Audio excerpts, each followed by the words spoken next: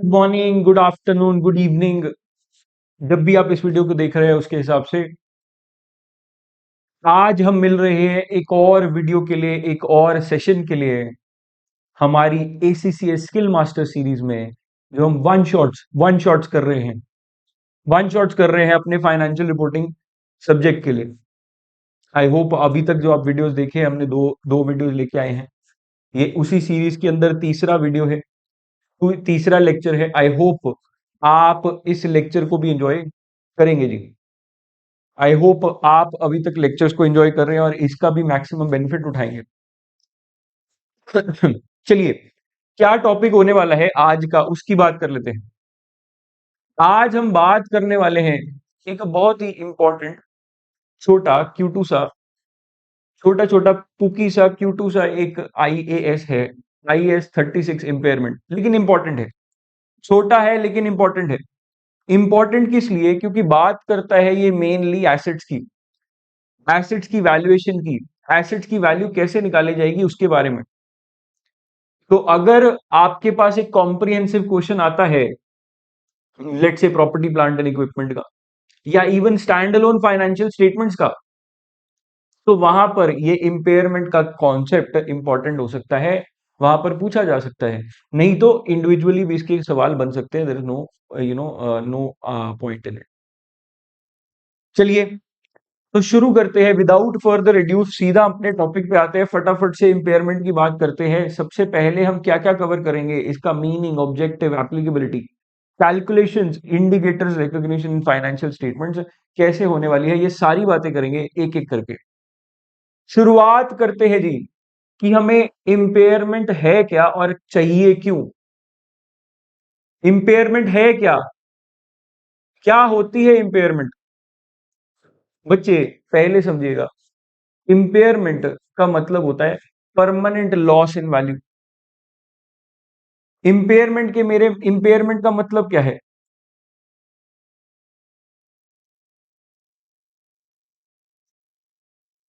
Permanent loss in value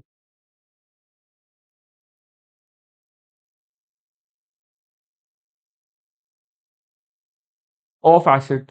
sir, हमें तो पता था कि एसेट की अगर कोई वैल्यू गिर जाए उसको इम्पेयरमेंट बोलते हैं। सर, उसको तो डेप्रिसिएशन नहीं बोलते। नहीं बच्चे, डेप्रिसिएशन, आपको याद होगा मैंने पीपीई के अंदर भी बात करी थी। Depreciation systematic allocation of depreciable amount है। मेरी डेप्रिशिएबल अमाउंट को, मेरे एसेट की वैल्यू को ओवर द यूजफुल लाइफ कैसे डिवाइड करना है on the basis of matching principal, वो डेप्रिसिएशन है। वो डेप्रिसिएशन है। इम्पेयरमेंट क्या है? देखो, डेप्रिसिएशन कभी बदलेगी नहीं। मेरी मेरी जो कैलकुलेशन मैंने सेट कर दिया वो वैसा चलता रहेगा। हाँ, उसमें ज्यादा से ज्यादा मेरा एस्टिमेट बदल सकता है कि हाँ, मेरा लाइफ ऑफ एसेट बढ़ गया है, लाइफ ऑफ एसेट कम हो गया, वैसी बातें हो सकती। लेकिन अगर मुझे पता चले कि मेरा एसेट बिल्कुल ही खत्म हो गया है, उसकी वैल्यू नहीं बची या वैल्यू कम हो गई है मार्केट के अंदर फॉर सम रीजन, तो क्या मैं उसकी डेप्रिसिएशन बढ़ा सकता हूं? नो। मान लीजिए मैं कोई सॉफ्टवेयर यूज कर रहा था, मैं कोई सॉफ्टवेयर यूज कर रहा था, लेकिन अगर उस सॉफ्टवेयर की आज कोई वैल्यू नहीं रही है मेरे लिए, क्यों? क्योंकि नई टेक्नोलॉजी आ गई, तो मैं क्या करूंगा? क्या मैं डेप्रिशिएट बोलूंगा उसको? नहीं। अगर उसकी वैल्यू मैं बिल्कुल खत्म करना चाहता हूं या कम करना चाहता हूं अपनी बुक्स के अंदर, तो उसको डेप्रिसिएशन की अमाउंट नहीं बदलूंगा, मैं उस अमाउंट को इंपेयर ही कर दूंगा। मैं उस अमाउंट को इंपेयर कर दूंगा। इंपेयर करना मतलब उसकी वैल्यू को अपनी बुक्स में रिड्यूस कर दूंगा। पर्पस क्या है इसका, ऑब्जेक्टिव क्या है? Obviously true and fair view, faithful representation. देखो, आज तक बुक्स के अंदर हिस्टोरिकल कॉस्ट की जब बात की जाती थी, तो सबसे बड़ी प्रॉब्लम हिस्टोरिकल कॉस्ट के साथ आती थी कि मार्केट वैल्यू हिस्टोरिकल कॉस्ट से ज्यादा या कम हो सकती है। यही तो हम बार बार प्रॉब्लम्स ऑफ फाइनेंशियल रिपोर्टिंग या प्रॉब्लम्स ऑफ अकाउंटिंग में बात करते थे कि मेरी मार्केट वैल्यू मेरी कैरिंग वैल्यू से, मेरी मार्केट वैल्यू कैरिंग वैल्यू से कम या ज्यादा हो सकती है। तो ज्यादा के लिए, कम के लिए हमने एक रीवैल्यूएशन की बात करी, लेकिन अगर मेरे एसेट का यूज परमानेंटली डिक्रीज हो जाए, परमानेंटली खत्म हो जाए, तो उसके लिए इंपेयरमेंट की बात आती है। उसके लिए इंपेयरमेंट की बात आती है। Permanent loss in value. देखो इसका रीवैल्यूएशन से डिफरेंस क्या है, रीवैल्यूएशन और इंपेयरमेंट में फर्क क्या है। एक, रीवैल्यूएशन अपवर्ड भी हो सकती है, डाउनवर्ड भी हो सकती है, राइट। इंपेयरमेंट हमेशा डाउनवर्ड होगी, वैल्यू को गिराएगा ही, पहली बात। आप बोल सकते हैं कि सर अगर रीवैल्यूएशन का कॉन्सेप्ट है तो इंपेयरमेंट लगाने की क्या जरूरत है, इंपेयरमेंट के कॉन्सेप्ट की अलग से क्यों जरूरत पड़ी। तो मैं आपको उसका मतलब समझा रहा हूं, फर्क समझा रहा हूं। रीवैल्यूएशन ऊपर भी हो सकता है, नीचे भी हो सकता है, इंपेयरमेंट हमेशा नीचे लेके आएगा वैल्यू को, वन थिंग, पहली बात, ये फर्क है। दूसरा, रीवैल्यूएशन टेम्परेरी चेंजेस भी हो सकते हैं, impairment permanent loss in value की बात करता है, permanent loss in value of asset की बात करता है, ये ध्यान रखिएगा। तो एक बहुत इंपॉर्टेंट बात, जब मुझे परमानेंटली पता लग गया कि एसेट की वैल्यू गिर गई है तो उसको इंपेयर करते हैं। एक और बात एडिशनली, हर एसेट के लिए हम रीवैल्यूएशन मॉडल फॉलो नहीं कर रहे हैं, किसी के लिए कॉस्ट मॉडल भी फॉलो हो रहा है, जरूरी हो सकता है हम सभी के लिए कॉस्ट मॉडल फॉलो कर रहे हो। And there are other assets as well apart from just PPE जिसकी हमने बात करी, उसके अलावा भी कई तरह के एसेट्स हैं, हो सकता है उन पे लगता ही सिर्फ कॉस्ट मॉडल हो। तो इम्पेयरमेंट मेरा कॉस्ट मॉडल में भी एप्लीकेबल है। आपको याद होगा जब हम कॉस्ट मॉडल में भी कैरिंग वैल्यू निकालते थे तो उसके अंदर भी हम अपनी हिस्टोरिकल कॉस्ट में से दो चीजें माइनस करते थे, एक्यूमुलेटेड डेप्रिसिएशन और एक्यूमुलेटेड इम्पेयरमेंट। तो इम्पेयरमेंट का सिर्फ एक सीधा सीधा पर्पस है कि कोई भी एसेट अपनी over and above it's recoverable amount, recoverable amount से ऊपर कभी भी बुक्स के अंदर ना आए, ताकि मेरी बुक्स जो है वो true and fair view represent करें एट ऑल गिवन टाइम्स। बस सिंपल बात, मेरी बुक्स के अंदर जो एसेट की वैल्यू है वो एसेट उतनी वैल्यू कमांड करना चाहिए, दैट्स इट, उससे कम नहीं होनी चाहिए, उससे कम नहीं होनी चाहिए। This is what impairment is for. चलिए, इतनी बात कर ली हमने, इतनी बात कर ली हमने, तो आगे भी बात कर लेते हैं थोड़ी सी, किस किस एसेट पे एप्लीकेबल होगा। लगभग लगभग हर नॉन करंट एसेट पे PPE is one part of non current asset, ध्यान रखिएगा। लगभग हर नॉन करंट एसेट पे ये लगेगा। PPE property plant and equipment is just one part of non current asset, ठीक है जी। ये मेरा प्रॉपर्टी प्लांट एंड इक्विपमेंट पे लगेगा। Investment property under cost model पे लगेगा। इनटैंजिबल एसेट्स पे भी लगेगा, एसेट्स अंडर रीवैल्यूएशन मॉडल पे भी लग जाएगा, स्पेसिफिकली गुडविल पे तो लगेगा ही लगेगा, उसके लिए तो बहुत इंपॉर्टेंट है। And right of use assets पे लगेगा, राइट ऑफ यूज एसेट्स पे लगेगा। जब आप इनटैंजिबल एसेट्स के कॉन्सेप्ट के बारे में पढ़ेंगे तो वहां पर पढ़ेंगे कि गुडविल अगर आपकी बुक्स में आती है, देखो जनरली तो गुडविल आएगी नहीं, सिर्फ परचेज के केस के अंदर, एक्विजिशन के केस के अंदर गुडविल हम बुक्स के अंदर रिकॉर्ड करते हैं, गुडविल हम बुक्स के अंदर रिकॉर्ड करते हैं। उस केस के अंदर स्पेसिफिकली उस केस के अंदर सिर्फ हम गुडविल को टेस्ट भी जरूर करते रहते हैं, हम टेस्ट भी करते हैं फॉर इंपेयरमेंट यही करते हैं, बिल्कुल जी यही करते हैं। क्या चीजें एसेट्स इसके अंदर कवर्ड नहीं है, क्या क्या चीजें इंपेयर हम नहीं करेंगे, इन्वेंट्री के ऊपर एप्लीकेबल नहीं है। क्यों? इन्वेंट्री बेचारी तो वैसे ही कॉस्ट और NRV which ever is lower पे प्रेजेंट करते हैं एज पर IAS 2, राइट। और उसका नुकसान नफा नुकसान तो हमें रेगुलरली पता चल ही जाएगा, जैसे ही वो सेल होगा उससे नफा नुकसान जो होने वाला है वो पता लग जाएगा, तो उसको इंपेयर करने की जरूरत नहीं है। कंस्ट्रक्शन कॉन्ट्रैक्ट्स IFRS 15 जो कवर करता है उस पे नहीं लगेगा, डेफर्ड टैक्स पे नहीं लगेगा, एम्प्लॉय बेनिफिट्स पे नहीं लगेगा, फाइनेंशियल एसेट्स पे नहीं लगेगा, investment property at fair value पे नहीं लगेगा जी, biological assets at fair value पे नहीं लगेगा, and non current assets held for sale पे नहीं लगेगा। देखो ये ऐसी चीजों पे नहीं लगता है, जनरली अगर मैं बोलूं, ये ऐसी चीजों पे नहीं लगता है जो ऑलरेडी फेयर वैल्यू पर रिकॉर्ड की जा रही हैं और हर साल रिकॉर्ड की जा रही है फेयर वैल्यू पे, राइट। तो investment property at fair value, हर साल इन्वेस्टमेंट प्रॉपर्टी को हम फेयर वैल्यू पे लेके जाते हैं। बायोलॉजिकल एसेट्स, ये लगभग ये सारी उन एसेट्स की बात करेगा जो हर साल फेयर वैल्यू पे जा रहे हैं या फिर जिनका कोई एक स्पेसिफिक अलग से ट्रीटमेंट दी गिवन है इन अ पर्टिकुलर IAS। इसलिए ये इन चीजों पे एप्लीकेबल नहीं है। जब वो ऑलरेडी मार्केट वैल्यू पे है तो उसमें फायदा नुकसान ऑलरेडी रेगुलरली हमें पता लग रहा है, रेगुलरली पता लग रहा है, तो उसको हमने यहां से बाहर कर दिया है, यहां से बाहर कर दिया है। अब मेरा कोर प्रिंसिपल ऑफ इंपेयरमेंट है क्या, कि इंपेयर कब करना है मुझे अपने एसेट को। तो मैं बोलूंगा कि इंपेयरमेंट लाजमी है जी। कब मैं बोलूंगा कि मेरी इंपेयरमेंट लाजमी है, कि अब इंपेयरमेंट करने की नौबत आन पड़ी है, जब भी मेरी carrying amount of assets, carrying amount of assets मतलब वैल्यू इन बुक्स, मेरी किताबों में उसकी जो वैल्यू है आज, नेट वैल्यू, नेट वैल्यू मतलब डेप्रिसिएशन के बाद, ऑलरेडी जो पुरानी इंपेयरमेंट्स लग चुकी है उसके बाद, जो मेरी वैल्यू इन बुक्स है ना एसेट में, एसेट की, अगर वो बड़ी है, फ्रॉम व्हाट, रिकवरेबल अमाउंट, जो एसेट को, एसेट से मैं रिकवर कर सकता हूं, फ्रॉम व्हाट, रिकवरेबल अमाउंट, तो मुझे पता लग जाएगा कि अब एसेट ना अपनी एक्चुअल वैल्यू से, मतलब अपनी रिकवरेबल अमाउंट से बुक्स में ज्यादा पे प्रेजेंट हो रहा है। ऐसे केस के अंदर मुझे एसेट को ठीक तरीके से प्रेजेंट करने की जरूरत आन पड़ी है, उसकी वैल्यू को ठीक करने की जरूरत आन पड़ी है, उसकी वैल्यू को डिक्रीज करने की जरूरत आन पड़ी है, राइट। अब ये रिकवरेबल अमाउंट मैं किसको बोलूंगा, देखो, एक एसेट के दो ही इस्तेमाल करता हूं मैं। एक एसेट को यूज करने के मेरे दो ही वेज हैं जी, अगर आप समझेंगे। या तो मैं एसेट को इस्तेमाल करते जाऊंगा, यूज करते जाऊंगा, या फिर उसको बेच डालूंगा। क्या इसमें कोई फर्क, इससे इसके अलावा कुछ आप समझ सकते हैं? नहीं। एसेट को मैं या तो यूज करूंगा या उसको बेच डालूंगा। मेरे को एसेट के दो ही पर्पस समझ आते हैं। अगर इस्तेमाल कर रहा हूं तो बहुत अच्छा, नहीं इस्तेमाल की चीज तो बेच दो। रख के क्या करेंगे, रख के उसकी वैल्यू कभी भी कोई नहीं निकलेगी, राइट। तो इन दोनों में से जिसमें भी मेरे को हायर वैल्यू मिल रही है, हायर ऑफ,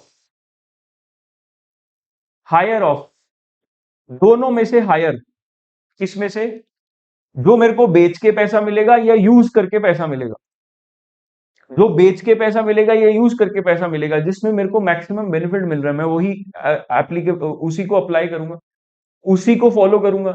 इसीलिए मैंने बोला हायर ऑफ, दोनों में जो बेनिफिशियल पोजीशन है मैं वो लेने वाला हूं, मैं वो लेने वाला हूं। तो मैंने बोला रिकवरेबल अमाउंट क्या होगी, हायर ऑफ, जो मेरे को सेल करके मिलेगा या जो मेरे को यूज करके मिलेगा। जो अमाउंट मेरे को सेल करके मिलेगी उसको मैंने बोला fair value less cost of disposal, FVLCD, या इसको कई बार FVL CTS भी बोल देते हैं, fair value less cost to sell, या fair value less cost of disposal, FVLCD। ये क्या है, ये बेच के मिलने वाली वैल्यू है, ये बेच के क्या मिलेगा उसकी वैल्यू है, बेच के क्या मिलेगा ये उसकी वैल्यू है। और वैल्यू इन यूज क्या है, इस्तेमाल करके, यूज करके क्या मिलेगा उसकी वैल्यू क्या है,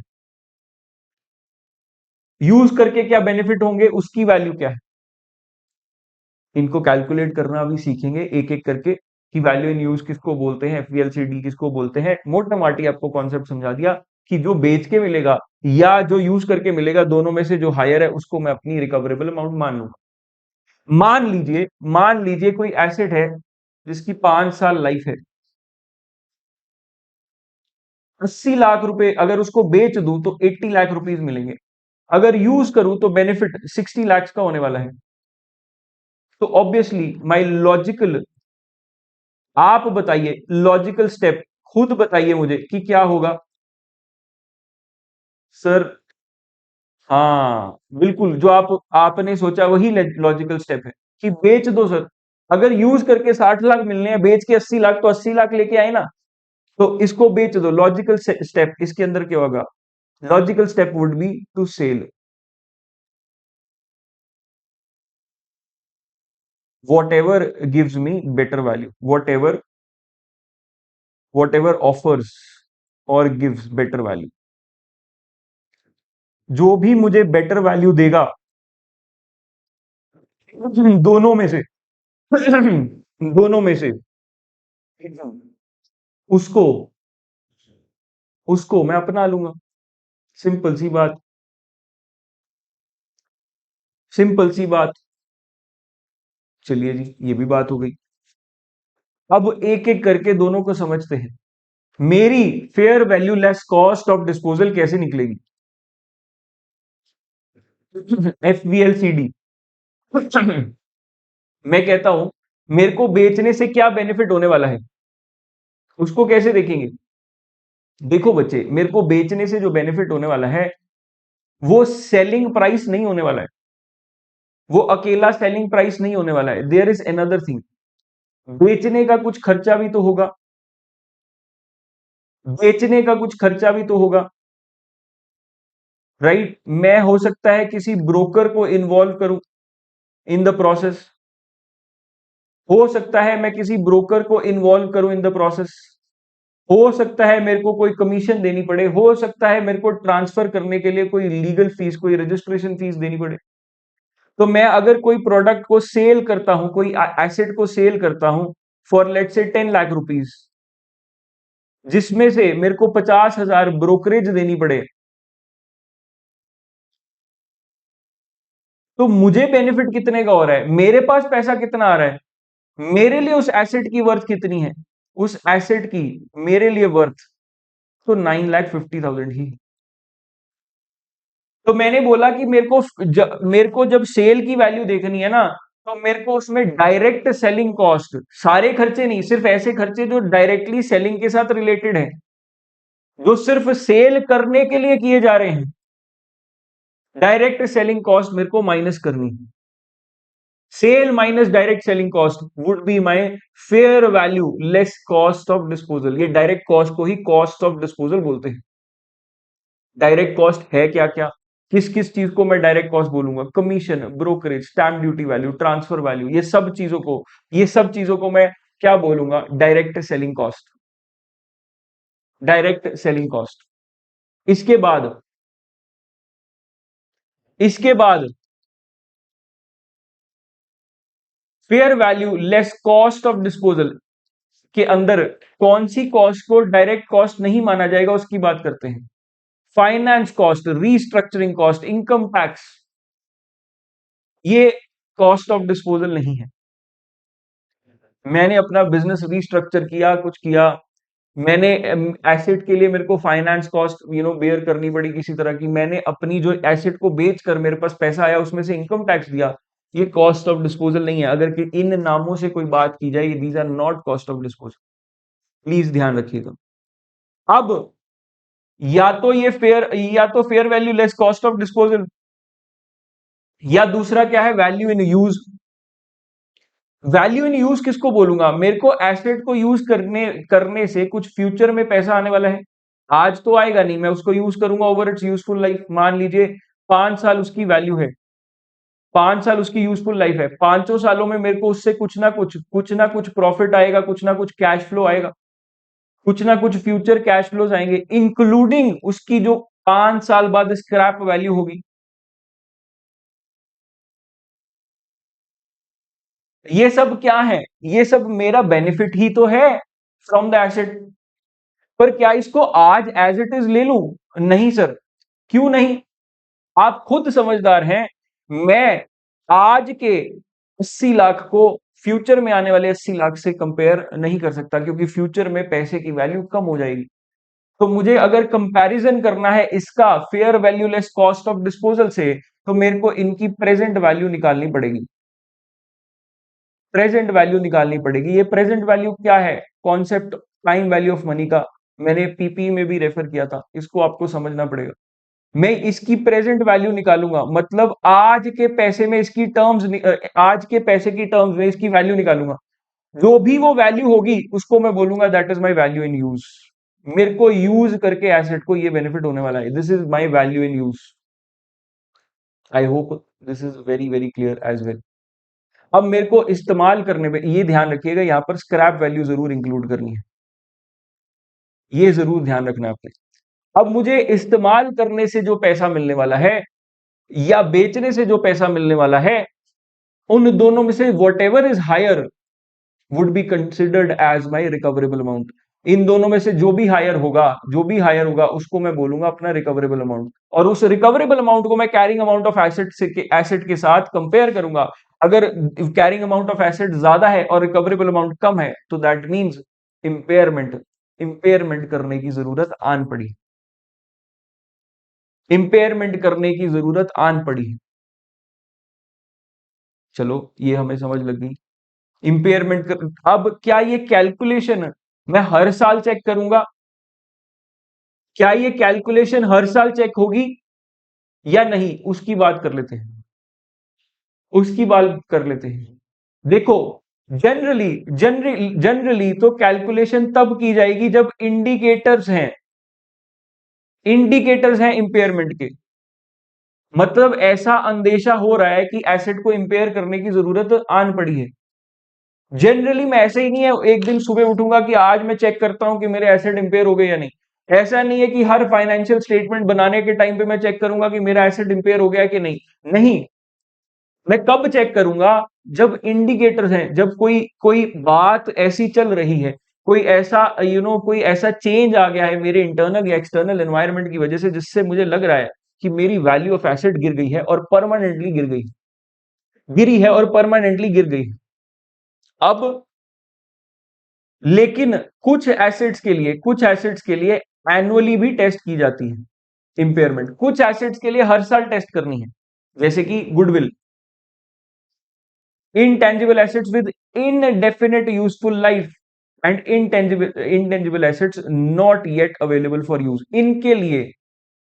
इनके लिए हर बार हर साल एनुअली चेक करेंगे। क्यों? अगर आपको पता हो, गुडविल हो, चाहे intangible asset with indefinite useful life हो, या intangible assets not available for use हो, ये तीनों के केस के अंदर मैं इनको डेप्रिशिएट नहीं करता हूं। गुडविल भी डेप्रिशिएट नहीं होती, अमोर्टाइज नहीं होती है, राइट? गुडविल भी अमोर्टाइज नहीं होती है। Intangible asset with indefinite useful life भी अमोर्टाइज नहीं होते हैं। Intangible asset not available for use, अभी उनकी अमोर्टाइजेशन शुरू ही नहीं हुई होती, लेकिन उनकी वैल्यू में डिक्रीज आ सकता है। तो उनकी वैल्यू में डिक्रीज लाने के लिए, देखने के लिए मैं कैसे चेक करूंगा? तो मैं एनुअली इनकी इंपेयरमेंट चेक करता रहता हूं। अगर डेप्रिशिएट नहीं कर रहा, अमोर्टाइज नहीं कर रहा, तो एनुअली इंपेयरमेंट चेक करते रहो कि वैल्यू में गिरावट तो नहीं आ गई, राइट? वैल्यू में गिरावट तो नहीं आ गई, ताकि हमारा हर साल में अगर कोई वैल्यू गिरावट आ रही है तो हर साल उसकी उसकी अपॉर्चमेंट अपने आप होती रहे, राइट? जनरली बाकी एसेट्स के लिए तभी इंपेयर किया जाएगा जब इंडिकेटर्स एग्जिस्ट करेंगे। इंडिकेटर्स इंपेयरमेंट के क्या क्या हो सकते हैं? क्या क्या इंडिकेटर्स हो सकते हैं इंपेयरमेंट के? इंटरनल, अगर मेरे एसेट को कोई फिजिकल डैमेज हो गया है, मैं जो एसेट की टेक्नोलॉजी वो ऑब्सोलीट हो गई है, खत्म हो चुकी है, एसेट मेरा आइडल पड़ा है, यूज ही नहीं कर रहा, पुअर परफॉर्मेंस है या रिस्ट्रक्चरिंग है, इन केसेस के अंदर ये इंटरनल अंदेशे हैं, इंटरनल अंदाजे हैं जो बताते हैं कि एसेट मेरा इंपेयर हो गया है या हो चुका है, हो सकता है। एक्सटर्नल फैक्टर्स क्या है? मार्केट में डिक्लाइन, टेक्नोलॉजी में चेंज, इकोनॉमिक डाउनटर्न या इंटरेस्ट रेट्स बढ़ गए। मार्केट में कोई डिक्लाइन आ गया है, टेक्नोलॉजी मेरी चेंज हो गई है, इकोनॉमिकली कोई डाउन टर्न आ गया है, इंटरेस्ट रेट्स बदल गए, इनसे भी मुझे लग सकता है कि मेरे एसेट की वैल्यू में गिरावट आ चुकी है या आ जानी चाहिए। इनको देखकर भी मैं बोलूंगा कि एक बार इंपेयरमेंट की कैलकुलेशन करके देख लिया जाए। चलो जी, अब क्या किया जाएगा? मैं अगर आपको स्टेप बाय स्टेप समझाना चाहूं, तो सबसे पहले क्या होगा? इंडिकेटर्स के ऊपर ध्यान जाएगा। अगर इंडिकेटर्स एग्जिस्ट करते हैं, या फिर मेरे को एनुअली एनुअली इंपेयरमेंट टेस्ट करनी है, दोनों में से कोई भी केस, अगर ऐसा दोनों में से कोई भी केस अगर है, तो फिर मैं इंपेयरमेंट के बारे में सोचना शुरू करूंगा। फिर मैं इंपेयरमेंट के बारे में सोचना शुरू करूंगा कि इंपेयर करना है। अब इंपेयर करने के लिए मेरे को क्या निकाल इंपेयर करने की जरूरत पड़ सकती है, तो इंपेयर करने के लिए मुझे क्या निकालना पड़ेगा? Recoverable amount. रिकवरेबल अमाउंट के लिए मैं fair value less cost of disposal और दूसरा वैल्यू इन यूज निकालूंगा। दोनों को कंपेयर करके जो भी हायर होगा उसको मैं बोलूंगा that is my recoverable amount. उसको कंपेयर करूंगा कैरिंग अमाउंट से। कैरिंग अमाउंट अगर ज्यादा है और रिकवरेबल अमाउंट कम, तो मैं कैरिंग अमाउंट को डिक्रीज करके रिकवरेबल अमाउंट तक लेके आऊंगा। और जो ये डिक्रीज होगा उसको बोला जाएगा जी इंपेयरमेंट लॉस। उस डिक्रीज को बोला जाएगा जी इंपेयरमेंट लॉस। इंपेयरमेंट लॉस क्या है? मेरी कैरिंग अमाउंट माइनस माई रिकवरेबल वैल्यू। मेरी कैरिंग अमाउंट माइनस माई रिकवरेबल वैल्यू। अब इस इंपेयरमेंट लॉस को मेजर कैसे करना है? Simple, carrying amount minus recoverable value. मान लीजिए मेरी कैरिंग अमाउंट थी बुक्स में 1 लाख रुपए, रिकवरेबल अमाउंट निकल के आई 80,000 रुपए, तो 20,000 रुपए इंपेयरमेंट लॉस है। इस इंपेयरमेंट लॉस को मैं कहां दिखाऊंगा बुक्स के अंदर? तो इसकी दो केसेस है। अगर तो मेरा एसेट के लिए फॉलो हो रहा है जी कॉस्ट मॉडल, तो सिंपल सी बात है, इसको इंपेयरमेंट लॉस को पी एंड एल में डाल देंगे by the name of impairment loss. और दूसरा, मेरे को एसेट की वैल्यू कम करनी है तो एसेट को कर देंगे जी क्रेडिट, एसेट को कर देंगे क्रेडिट और इंपेयरमेंट लॉस को डेबिट। सिंपल सी बात, सिंपल सी बात, इसमें कोई लंबी चौड़ी बात नहीं है। अगर मैं फॉलो कर रहा हूं रीवैल्यूएशन मॉडल, ये बात हो गई कॉस्ट मॉडल की, बट अगर मैं फॉलो कर रहा हूं जी रीवैल्यूएशन मॉडल, तो क्या किया जाएगा? रीवैल्यूएशन मॉडल के अंदर, रीवैल्यूएशन मॉडल के अंदर up to revaluation surplus, up to revaluation surplus, मेरे पास अगर जो जितना सरप्लस पड़ा है, जितना रीवैल्यूएशन सरप्लस पड़ा है, उस वैल्यू तक मैं रीवैल्यूएशन सरप्लस से डिडक्ट कर दूंगा, और उसके ऊपर वाली amount extra over and above revaluation surplus P and L account में डाल दूंगा। ऐसा क्यों? देखो, रीवैल्यूएशन अगर मेरी अप रीवैल्यूएशन सरप्लस कब पड़ा होगा? जब मैंने रीवैल्यू किया था एसेट को ओवर इट्स ओरिजिनल अमाउंट, जो इसकी हिस्टोरिकल कॉस्ट थी उससे बढ़ा दी थी वैल्यू, तो रीवैल्यूएशन सरप्लस जनरेट हो गया था। अब रीवैल्यूएशन सरप्लस मेरे पास जनरेट हुआ, ठीक है, क्यों? क्योंकि एसेट की वैल्यू मैंने बढ़ा दी थी। अब मैं कह रहा हूं एसेट की वैल्यू गिर गई है, तो पहले उसको ओरिजिनल अमाउंट तक तो लेके आओ, रीवैल्यूएशन सरप्लस को खत्म करो, उसको बाहर निकालो। क्योंकि अब हमें पता लगा कि एसेट की वैल्यू टेम्परेरीली बढ़ी थी लेकिन परमानेंटली डिक्लाइन हो गई है, तो रिवैल्यूएशन सरप्लस को बाहर निकालो, इतना उसमें से निकल सकता है वैल्यू निकालो, और जब वो उसकी वैल्यू खत्म हो जाए तो बाकी बचा हुआ पी एंड एल से डाल दो। तो रिवैल्यूएशन सरप्लस को डेबिट करेंगे, पी एंड एल को इंपेयरमेंट लॉस के नाम से डेबिट करेंगे, और एसेट को कर देंगे जी क्रेडिट, एसेट को कर देंगे क्रेडिट। ये मेरा रिकग्निशन आ गया जी, रिकग्निशन आ गया of impairment loss, of impairment loss. अब इससे आगे हमें कैश जनरेटिंग यूनिट्स का मतलब समझना है, और उसकी इंपेयरमेंट कैसे होगी उसकी बात करनी है।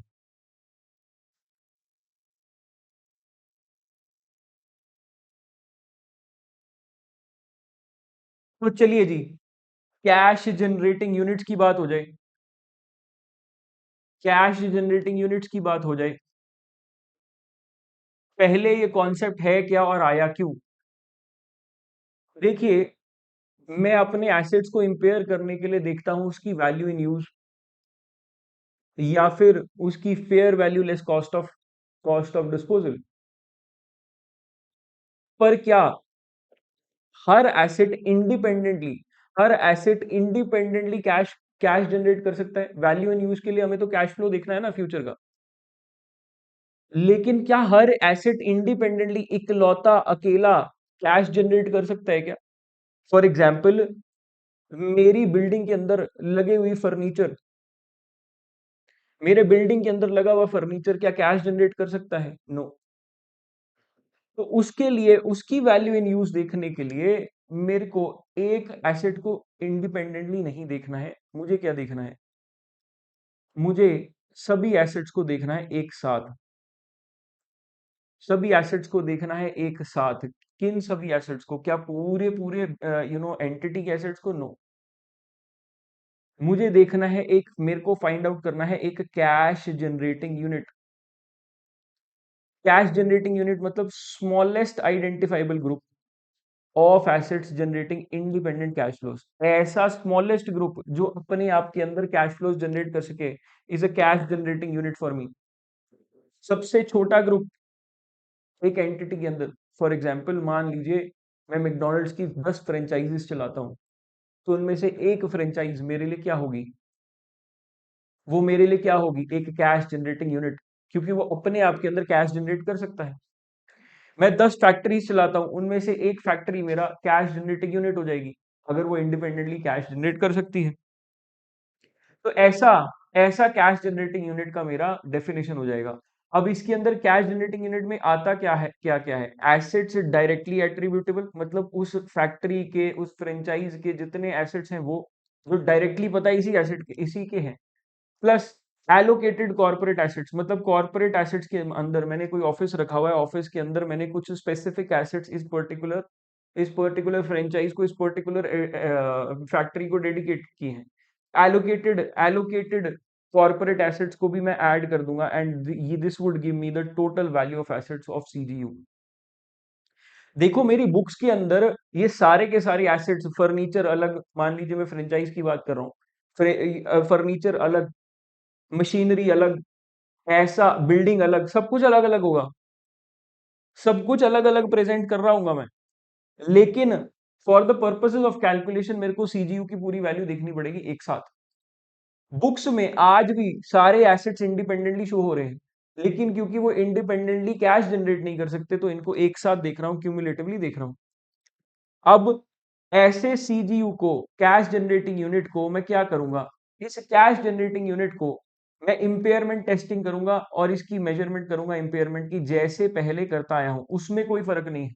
मतलब सेम बातें होगी, इंडिकेटर्स एग्जिस्ट करते हैं हाँ या ना, अगर इंडिकेटर्स एग्जिस्ट कर रहे हैं तो मैं इसकी इंपेयरमेंट की कैलकुलेशन करने के लिए कैरिंग अमाउंट देखूंगा और रिकवरेबल वैल्यू देखूंगा, क्या कैरिंग अमाउंट रिकवरेबल अमाउंट से ज्यादा है, हाँ या ना, अगर हाँ तो इसको इंपेयर करने की जरूरत है। इंपेयर कैसे करेंगे, इंपेयरमेंट लॉस कैलकुलेट करेंगे। अब इंपेयरमेंट लॉस जाएगा कहाँ, ये सबसे बड़ा सवाल है।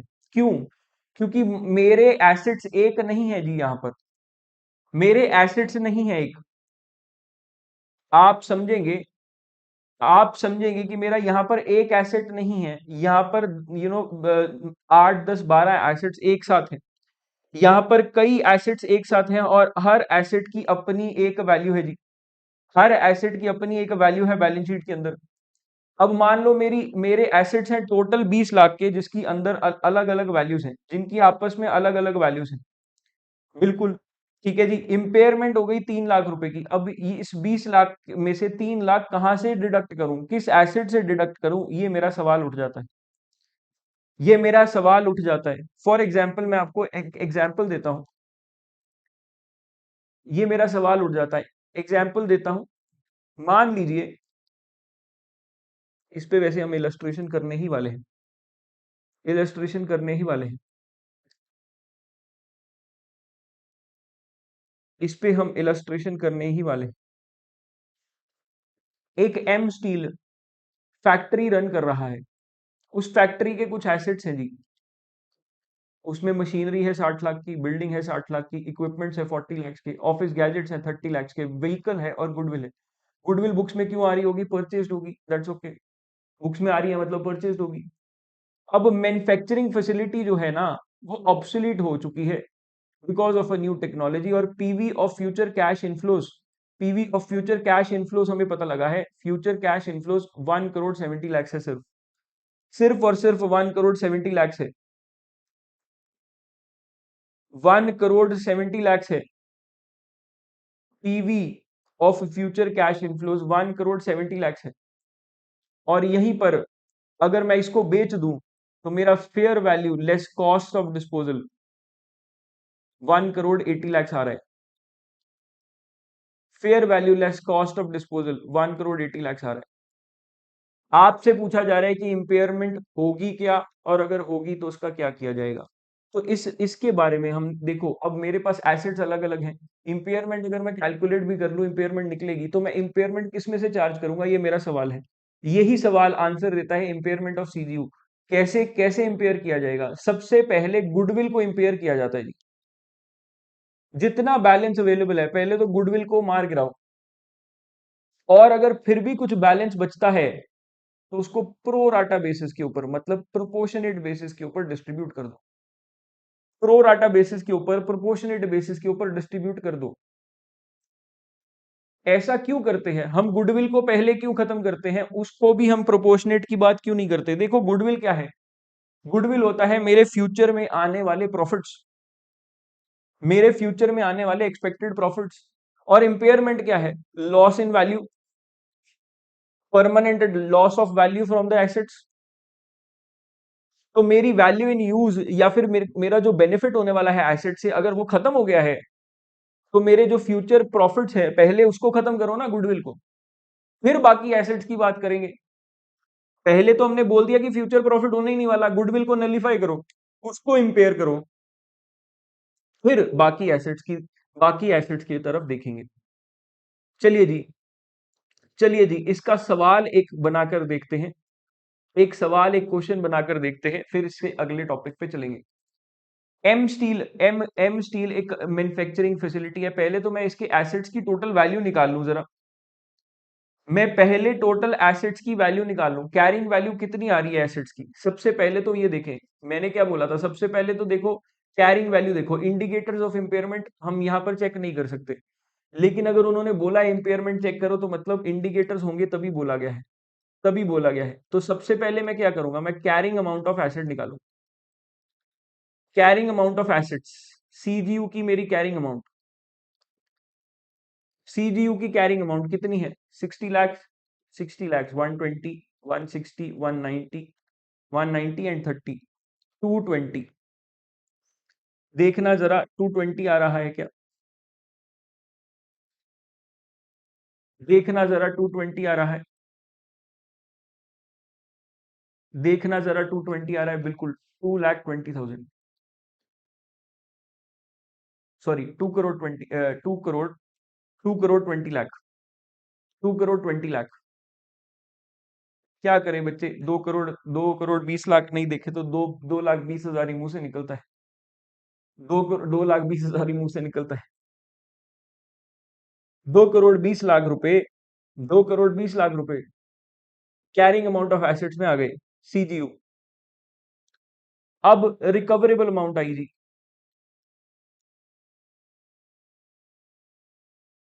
रिकवरेबल अमाउंट चेक करनी है सीजीयू की, वो कितनी होगी। Recoverable amount would be equal to higher of, higher of FVLCD और वैल्यू इन यूज। तो दोनों क्या है, मेरा एफवीएलसीडी कितना था, 180, और मेरा वैल्यू इन यूज कितना है वो भी उन्होंने बताया है, 170। तो इन दोनों में से हायर, इन दोनों में से हायर क्या है, इन दोनों में से हायर ये है जी, this would become my recoverable amount. अब ये हो गया मेरा step number 1 and 2, these were my step 1 and 2। अब इसी के बेसिस के ऊपर अगर मैं देखूं, क्या मेरी carrying amount greater than recoverable amount है, यस। तो क्या इंपेयर करेंगे, यस, यस इंपेयरमेंट भी होगी, इंपेयरमेंट होगी, कितनी होगी जी impairment, 40 lakh rupees, 40 lakh rupees impairment होगी। अब ये इंपेयरमेंट, इंपेयरमेंट किससे कितनी चार्ज की जाएगी उसकी जरा बात कर ले। इंपेयरमेंट ये 40 लाख किससे कितनी चार्ज की जाएगी उसकी बात कर ले जरा, उसकी बात कर ले, बिल्कुल सर उसकी बात कर लो। ये 40 लाख में से पहले जाएगा जी गुडविल, ये इंपेयरमेंट गुडविल को इंपेयर किया जाएगा, कितना गुडविल मेरी 10 लाख रुपए है जी, 10 लाख उसमें से चली जाएगी। बाकी बची, बाकी एसेट्स के लिए, बाकी बैलेंस एसेट्स के लिए बैलेंस कितनी बची, 30 लाख इंपेयरमेंट। इस 30 लाख को मैं प्रो राटा बेसिस के ऊपर बांटूंगा, इस 30 लाख को मैं प्रो राटा बेसिस के ऊपर बांटूंगा।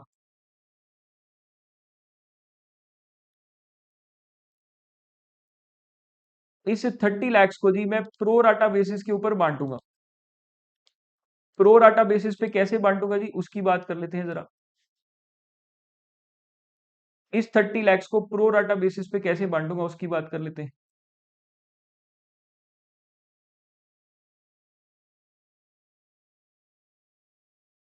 इस बैलेंस को मेरे को प्रो राटा बेसिस पे बांटना है 30 लाख। मेरे 30 लाख रुपीज कितने से इंपेयर, कितने में से इंपेयर करने हैं, बैलेंस एसेट कितने हैं, 2 करोड़ 20 लाख में से 2,10,000, सॉरी 2 करोड़ 10 लाख, 2 करोड़ 10 लाख में से 30 लाख इंपेयर करना है जी, 30 लाख इंपेयर करना है। परसेंटेज निकाल लो, परसेंटेज निकाल लो, 30 डिवाइडेड बाई 210, लगभग 14.85%। अब ये प्रोपोर्शनेटली हर किसी से माइनस मल्टीप्लाई करके, हर किसी से मल्टीप्लाई करके उसकी अमाउंट को कम करते जाएंगे। तो ये कैसा किया जाएगा? मशीनरी के लिए इम्पेयरमेंट, मशीनरी इम्पेयरमेंट कैसे निकलेगी? मशीनरी की इम्पेयरमेंट कैसे निकलेगी? 30 डिवाइडेड बाई 210 इंटू 60, लगभग लगभग लगभग ऑन एन एवरेज 8,57,143।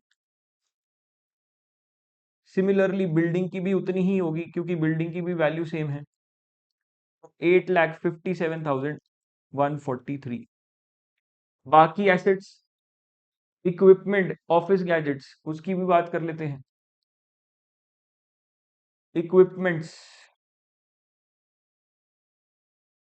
उसमें क्या होगा? 32 divided by 210 into 40। Equipments, equipments 40 lakh के हैं। उसका उसमें ये इम्पेयरमेंट की वैल्यू है, ध्यान रखिएगा। इम्पेयरमेंट की वैल्यू उसकी आ जाएगी लगभग 5,71,429। 429 ये इम्पेयरमेंट की वैल्यू आ रही है। और व्हीकल, ऑफिस गैजेट्स, उसके बाद ऑफिस गैजेट्स एंड व्हीकल, ये इक्विपमेंट्स में हो गई। Office gadgets and vehicle, office gadgets and vehicle, office gadgets and vehicle, उसको भी देख लें जरा।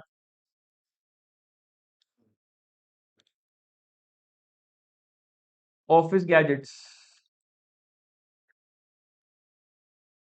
मेरे ऑफिस गैजेट्स कितने के हैं? 30 लैक्स के।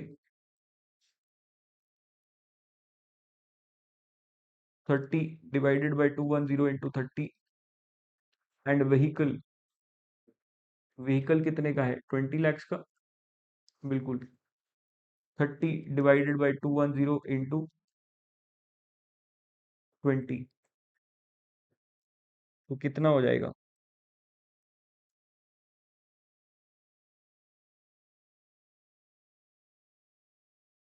4,28,571।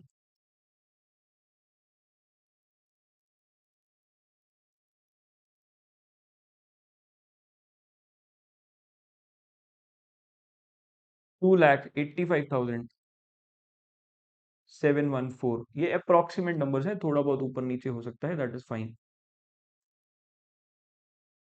थोड़ी बहुत वैल्यू ऊपर नीचे हो सकती है जी, दैट इज फाइन।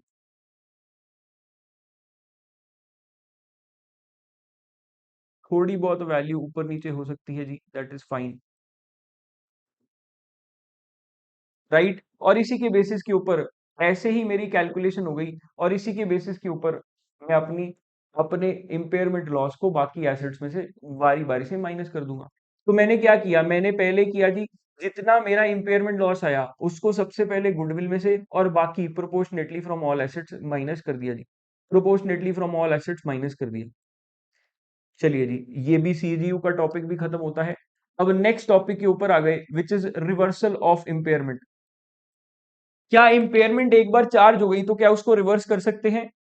क्या उसको रिवर्स कर सकते हैं? चलिए उसका आंसर जानते हैं। अगर मेरे फ्यूचर के अंदर इंप्रूवमेंट आ जाए, जैसे इंडिकेटर्स आए थे वैसे ही इंप्रूवमेंट हो जाए, इंप्रूवमेंट के इंडिकेटर्स आ जाए, तो क्या मैं रिवर्स कर सकता हूं? अगर तो ये गुडविल थी तो नहीं, गुडविल थी तो नहीं। क्यों नहीं? गुडविल को क्यों हम रिवर्स नहीं करेंगे? देखो एक बार गुडविल खत्म कर दी, दोबारा अगर उसको मैं उसकी इम्पेयरमेंट को रिवर्स करूंगा तो मतलब मैं गुडविल को वापस रिकॉग्नाइज कर दूंगा। और self generated goodwill is not acceptable, is not acceptable. तो अगर गुडविल एक बार खत्म हो गई तो खो गई, उसको दोबारा से रिवर्स नहीं करेंगे भैया, उसको दोबारा से रिवर्स नहीं करेंगे। So there is no reversal for goodwill.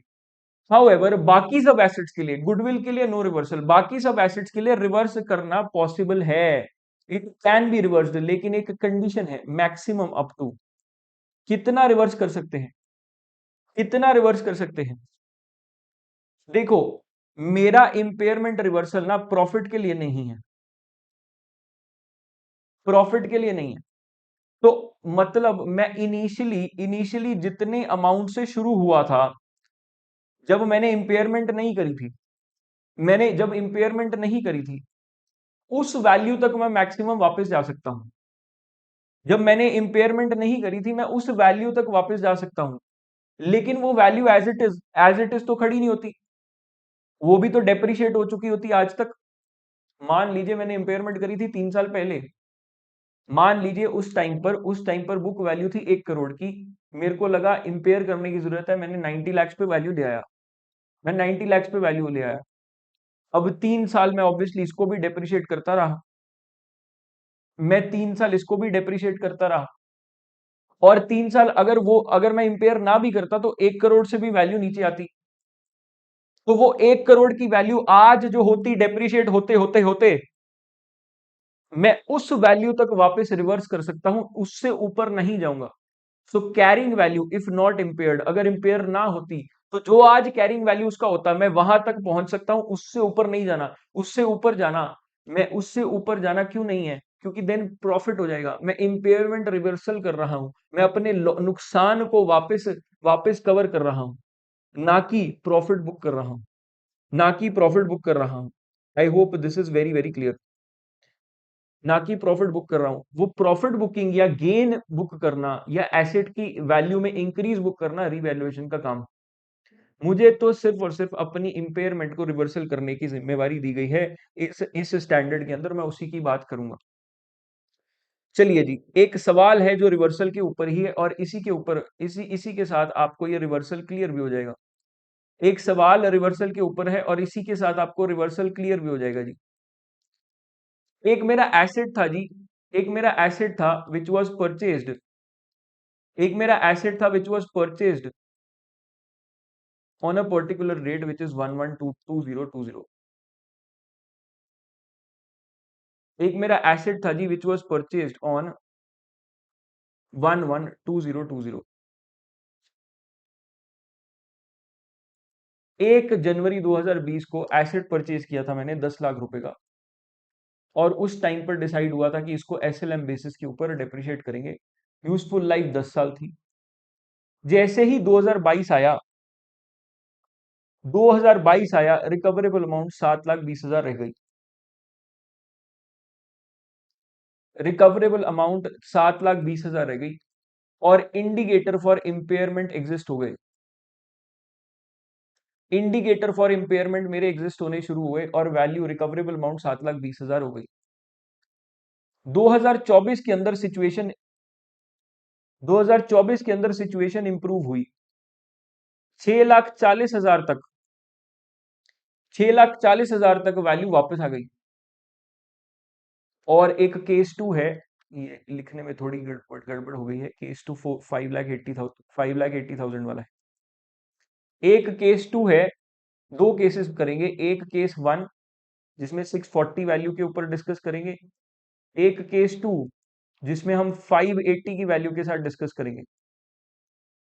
Reversal कैसे होगा 580 की वैल्यू के अंदर और 640 की वैल्यू के अंदर, उसको बात करेंगे। केस टू है हमारा 580 की वैल्यू वाला।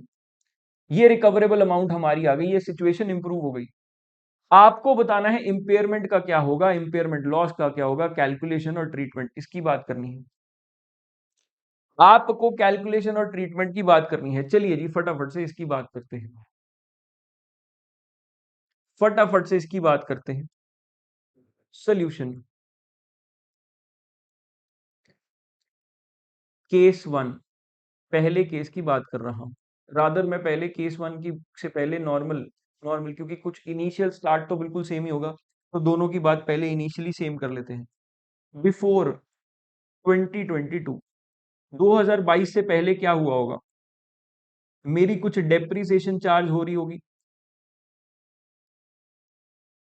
डेप्रिसिएशन चार्ज हो रही होगी कितनी? 10 लाख के ऊपर, 10 सालों की डेप्रिसिएशन, तो 1 lakh every year, 1 lakh per annum, ये मेरी डेप्रिसिएशन थी। ये डिसाइड हुआ था ये डेप्रिसिएशन होगी। ठीक, ठीक। अब 1/1/2022 को, this is now case one, नहीं, अभी भी केस वन की जरूरत नहीं है, क्योंकि अभी अभी इंपेयरमेंट की बात हो रही है। 1/1/2022 को कैरिंग वैल्यू ऑफ एसेट कितनी है उसको देखें जरा। कैरिंग वैल्यू ऑफ एसेट देखें कितनी होगी।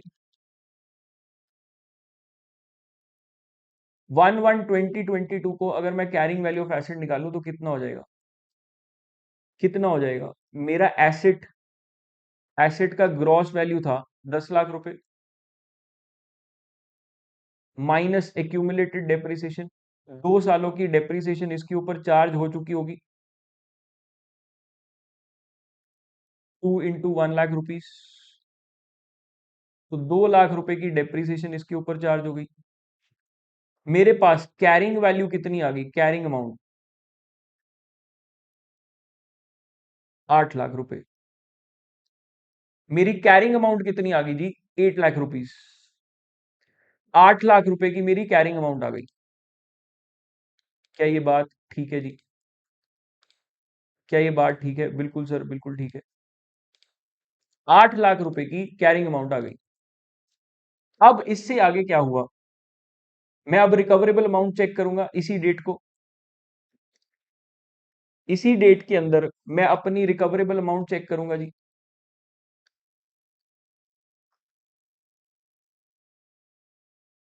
इसी डेट पे मेरी रिकवरेबल अमाउंट कितनी है,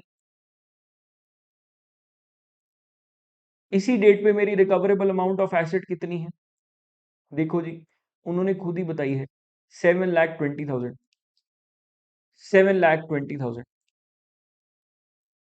तो मेरी एक एक 2022 को क्या इंपेयरमेंट की जरूरत पड़ेगी, जी हाँ, इंपेयरमेंट होगा जी, इंपेयरमेंट होगा,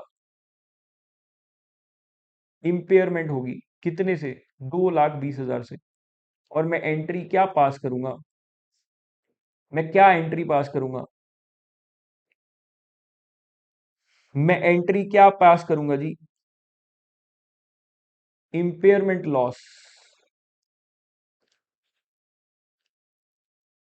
अकाउंट डेबिटेड, जो कि मेरा पी एंड एल के अंदर जाएगा। इंपेयरमेंट लॉस अकाउंट डेबिटेड जो पी एंड एल के अंदर जाएगा टू एसेट अकाउंट। मेरी वैल्यू एक चीज की 8 लाख रुपए है, 8 लाख रुपए है,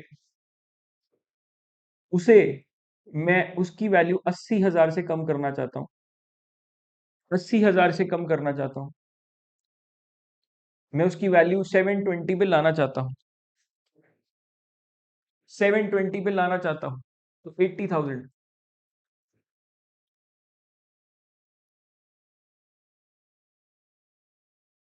या फिर एसेट अकाउंट में डालने की बजाय आप इसको एक्यूमुलेटेड एक्यूमुलेटेड इंपेयरमेंट अकाउंट में भी डाल सकते हैं। एक्यूमुलेटेड इंपेयरमेंट अकाउंट आप इंपेयरमेंट अकाउंट में भी डाल सकते हैं इसको। That is up to you, that is up to you. जैसे डेप्रिसिएशन भी एक्यूमुलेटेड डेप्रिसिएशन में डाल देते हैं, इसको भी एक्यूमुलेटेड इंपेयरमेंट अकाउंट में भी डाल सकते हैं।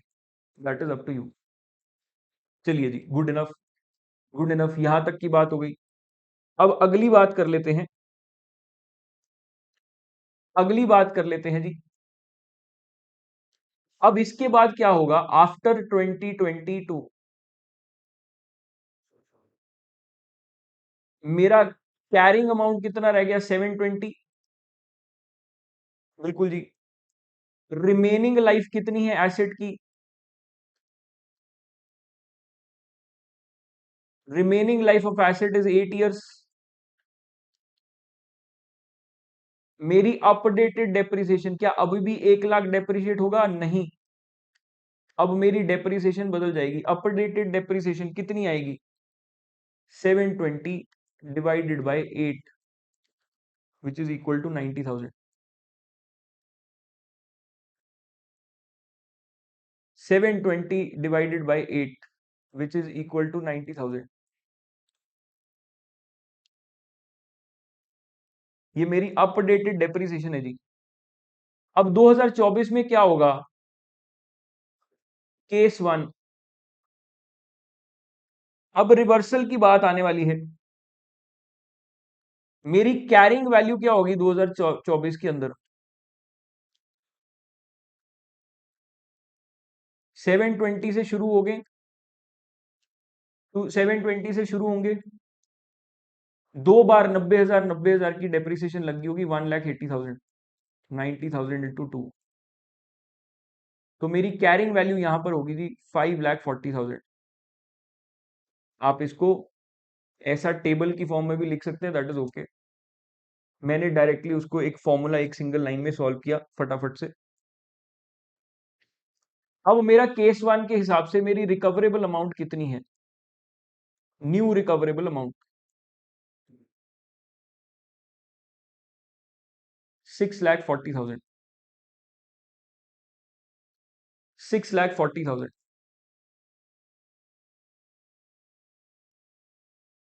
अब क्या मैं 540 से 640 पे आ जाऊं? इंपेयरमेंट रिवर्स होगी, पर 540 से 640 पे नहीं आऊंगा। मैं चेक करूंगा मैक्सिमम इंपेयरमेंट पॉसिबल कितनी है, ये मेरी कैलकुलेशन अब होगी। Maximum maximum amount of asset, maximum amount of asset या carrying amount of asset after reversal. मैं आफ्टर रिवर्सल देखूंगा मेरी मैक्सिमम वैल्यू ऑफ एसेट कितनी हो सकती है। वो कैसे देखूंगा? मैंने आपको बोला था मैं एक बार के लिए मानूंगा कि इंपेयरमेंट हुआ ही नहीं, ऐसा सोचूंगा इंपेयरमेंट हुआ ही नहीं, और इंपेयरमेंट अगर ना हुआ होता तो मेरी आज वैल्यू ऑफ एसेट कितनी होती? आज मेरी वैल्यू ऑफ एसेट कितनी होती अगर इंपेयरमेंट ना हुआ होता जी? तो मेरी आज वैल्यू होती 8 लाख रुपए, माइनस 2 साल की डेप्रिसिएशन उस पर भी लगती, 2 इंटू डेप्रिसिएशन कितनी लगती, अब 1 लाख रुपीज के हिसाब से लग रही होती। अगर मेरी इंपेयरमेंट पहले ना हुई होती तो वैल्यू होती थी 6 lakh rupees, 6 lakh rupees, 6 lakh rupees. तो मेरा रिवर्सल कितना होगा? मेरा मैक्स रिवर्सल कितना होगा जी? मैक्सिमम रिवर्सल पॉसिबल कितना होगा? 6 लाख रुपीज माइनस 540, जो कि आज की वैल्यू है। 60,000 में मैक्सिमम रिवर्स करूंगा, और इसकी एंट्री क्या आएगी? इसकी एंट्री ब्यूटीफुल सी एंट्री क्या आएगी? एसेट अकाउंट डेबिटेड, क्योंकि एसेट की वैल्यू वापस बढ़ानी है, या फिर एक्यूमुलेटेड, एक्यूमुलेटेड इंपेयरमेंट, जो भी आपने पहले डाला होगा उसी की वैल्यू डालेंगे। Account debited to impairment loss, to, या फिर इम्पेयरमेंट लॉस नहीं, टू रिवर्सल ऑन इम्पेयरमेंट लिख देंगे इसको, क्योंकि वो तो साल खत्म हो गया, वो अकाउंट क्लोज हो गया। तो इसके लिए नया अकाउंट बनाएंगे, reversal on impairment which would go into P&L only. और वैल्यू आएगी जी यहाँ पर 60,000, वैल्यू आएगी जी यहाँ पर 60,000। ये आपका केस वन सॉल्व हुआ जी, ये आपका केस वन सॉल्व हुआ जी। अब केस टू की बात कर ले जरा। केस टू की बात कर ले। केस टू ने क्या बोला? केस टू ने बोला कि मेरी रिकवरेबल अमाउंट 580 है जी। अगर मुझे 580 तक लेके आना है तो मुझे रिवर्स कितना करना पड़ेगा इंपेयरमेंट? 40,000। मैक्सिमम कितनी कर सकता हूँ? 60,000। तो मैं 40,000 की 40,000 वापस रिवर्स कर दूंगा। मैं 40,000 की 40,000 रिवर्स कर दूंगा। तो यहां पर रिवर्सल की बात करेंगे। रिवर्सल कितना करेंगे? 580 माइनस 540, 40,000। अब इसका रिवर्सल कैसे मार्क करेंगे जी? इसका रिवर्सल कैसे देखेंगे? कैसे मार्क करेंगे इसका रिवर्सल? सेम एंट्री वैसा ही, एसेट अकाउंट डेबिटेड या फिर accumulated impairment, asset account debited और accumulated impairment account. Two, reversal on impairment,